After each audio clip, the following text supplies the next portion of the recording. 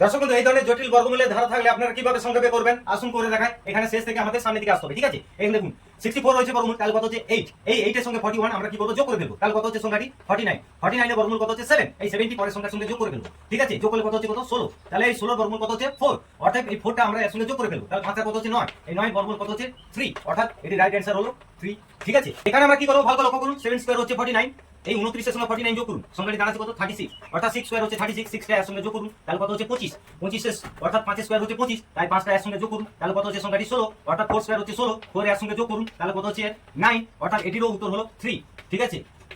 এরপর এখানে আমরা কি করব, ভালো করে লক্ষ্য করুন।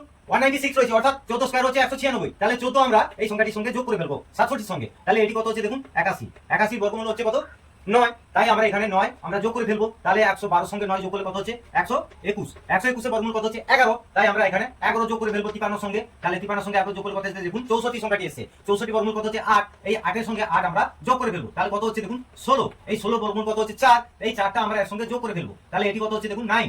এই 9 এর বর্গমূল হচ্ছে কত 3, তাহলে এটি উত্তর হলো কত 3, হয়ে গেল রাইট অ্যান্সার। তো এখানে আমরা কি করব, ভালো করে লক্ষ্য করুন। 49 এর বর্গমূল হচ্ছে কত 7, এই 7 সংখ্যাটিকে এই 137 এর সঙ্গে যোগ করে দিন, তাহলে এটি কত হচ্ছে দেখুন 144। এই 144 এর বর্গমূল হচ্ছে কত 12, এই 12 সংখ্যাটি আমরা যোগ করে ফেলবো, যোগ করলে কত হচ্ছে দেখুন 25। 25 এর হচ্ছে বর্গমূল হচ্ছে কত 5, এই 76 সঙ্গে আমরা 5 যোগ করে ফেলবো, তাহলে যোগ করলে কত হচ্ছে দেখুন 81। 81 বর্গমূল হচ্ছে কত 9, এই 9 সংখ্যাটি আমরা এর সঙ্গে যোগ করে ফেলবো, তাহলে এটি কত হচ্ছে দেখুন 25, তাহলে এটি হচ্ছে কত 5, তাহলে এটি উত্তর হলো 5 অ্যান্সার, ঠিক আছে? কেমন লাগলো আজকে আমার ট্রিক, অবশ্যই কমেন্টে জানাবেন। আর এই ধরনের নিত্য নতুন টপিক দেখতে গেলে আমার চ্যানেলটি অবিলম্বে ফলো করুন, সাবস্ক্রাইব করে পাশে থাকুন। দেখা হচ্ছে পরের নতুন টপিক নিয়ে, প্রত্যেকে ভালো থাকবেন, বাই বাই।